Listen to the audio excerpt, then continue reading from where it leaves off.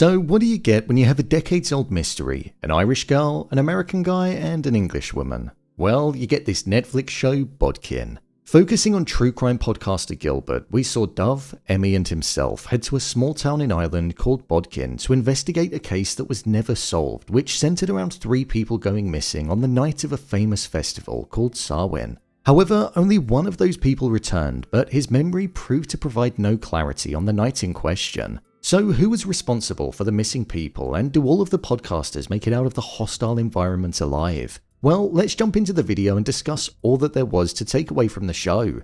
Here is Bodkin ending explained. Just to let you know, this video will contain spoilers. The ending. When it came to the ending of the show, there were a lot of twists and turns that allowed us to get to the final destination. So it turned out that the woman that was lying dead alongside Malachi, Seamus's brother, was called Greta. Nobody knew who Greta was in the present day, but it turned out that she was a traveller that was killed by mistake by Sergeant Power when he was trying to protect his son Teddy. It turned out that Teddy actually killed Malachi by mistake when they were fighting over Fiona. Apparently Teddy didn't know his own strength, so Sergeant Power then tried to protect his son. Fiona and Seamus were together at the time, and Seamus wanted Fiona and his brother to get out of the town due to the McCardles looking to get revenge on him. However, Fiona never turned up on the night where they were supposed to leave the town. With Malachi being killed by Teddy, Fiona not turning up, and Sergeant Power killing Greta, the only thing that Power felt as though he could do was dump the car with the 2 bodies in the back of it.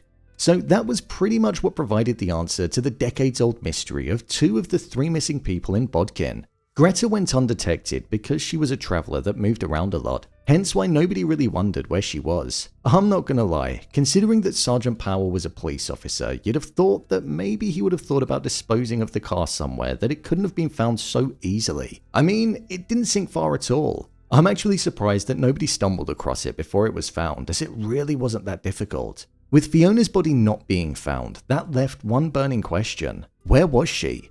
Well, it turned out that she did actually die a very long time ago, but just not in the way that we thought. Instead of running away with Malachi, she ended up going to the convent where she sought haven and stayed for a while until her baby was born. However, during childbirth, that was where she died. The baby that she gave birth to was called Sean, the driver that had been driving Gilbert, Dove, and Emmy around the entire time.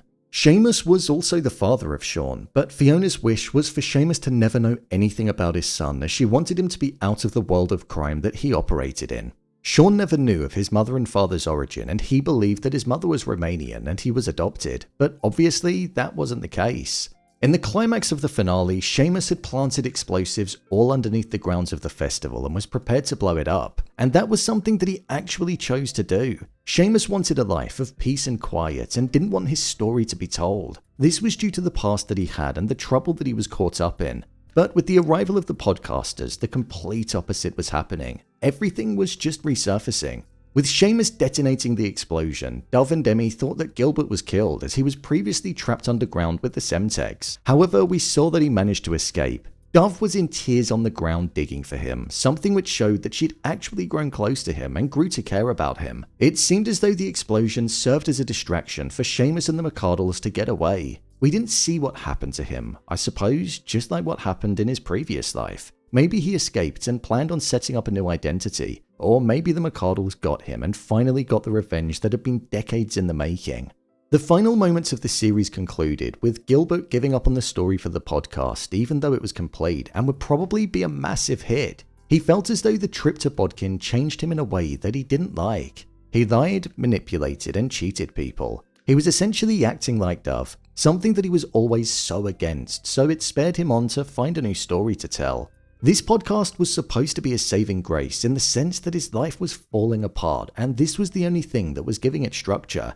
It gave him hope that it would get back on track to what he wanted it to be. But he realized that even if the podcast did well and was a smash hit, the decisions that he made along the way and the fact that he lied to get it, it would still leave a sense of unfulfillment within him. The fact that he said, "Our stories are who we are, and I need a better one," was the perfect way to sum up his journey.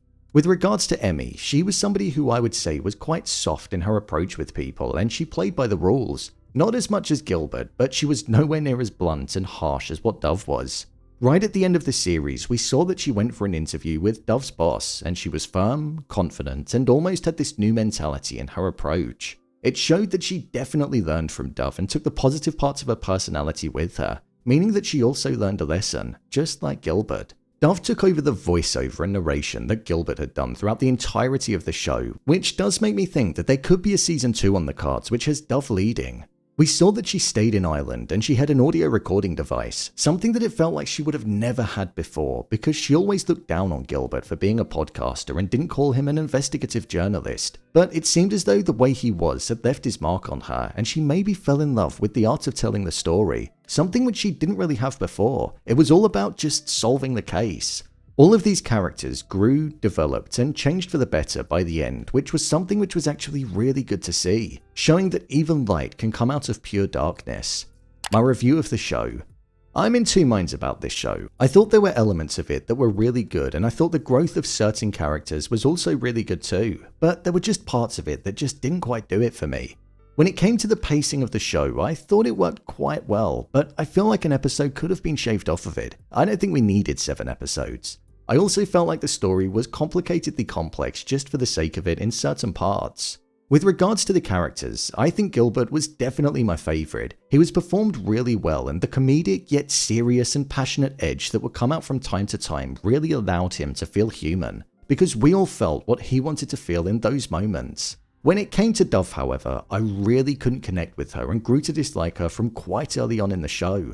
I kind of feel like she was deliberately written to be the type of character that you don't really like because she's rude, self-centered, and thinks she's better than those around her. But obviously by the end, she'd been on a journey and was a more caring, thoughtful individual. So I imagine she was deliberately written like that so the growth could be factored into it, and it felt like a bigger transformation had happened. But even with that, I think when your main character is genuinely that unlikable, it's hard to connect with her at all. I also found her story, which was focused on the wolf, to be a bit tiresome by the end of it as well. Even the case with Kurteg, where she was facing jail time for taking his laptop after seeing that he was dead after being semi-responsible for his death due to not dropping the case and guaranteeing him anonymity. It just felt like a story that we didn't really need in the show. I get that it was there to kind of highlight the type of character that Dove was, but I feel like we got all that we needed to know from Dove by just seeing her on screen with the main story. Then when it came to Emmy, I thought she was a good character. There were parts where I was a bit confused as to why she was letting Dove affect her so much and get under her skin. But we saw that by the end, when they were actually friends and Emmy changed her approach in journalism, that she had actually learned a lot from the person that she was once so frustrated by. The whole love arc with Finton was something that I thought was a bit shoehorned in, as it amounted to nothing and didn't have any consequences with any of the characters. One thing that I liked about the show was the fact that it heavily leaned into the idea that it was about making a podcast. The intro and outro of episodes would have a prologue and an epilogue surmising what was going to be happening and the lesson that was learned. Something that is present in all true crime podcasts. It allowed us to have a moment of reflection during the episode. I also thought that the title cards were really interesting. Each title card would be focused on what it was that the episode was about, whether that be a coffin when Dara died, a badger when Seamus was revealed to be the infamous badger, or a nun when the three of them went to the convent for the first time. The mystery that was embedded throughout this show was something that was extremely gripping and had me hooked from the off. You never knew which direction it was going to go in, and the fact that the deaths and disappearance of Teddy was something that was quite literally just a series of unfortunate events made it feel all the more real and convincing, rather than there just being this manic serial killer that was present in the small town. Would I recommend watching Bodkin? Well, I think it's definitely worth a watch. It's got some great comedic moments embedded throughout it, something that you don't often see in dark thrillers like this, but the balance works quite well. It's an easy watch and you can quite literally smash through it on a weekend. The cliffhangers at the end of every episode are what this show does well, and it always leaves you letting Netflix just give you that countdown where you just roll into the next episode.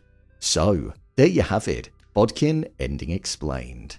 If you want to see more videos such as Endings Explained, theories and predictions, and character breakdowns on all of the latest shows, then click on the card in the top corner, or alternatively you can head over to my channel where you'll find them all. What did you think of Bodkin? Let me know your thoughts in the comments below. As always, thanks for tuning into the video and I'll see you in the next one.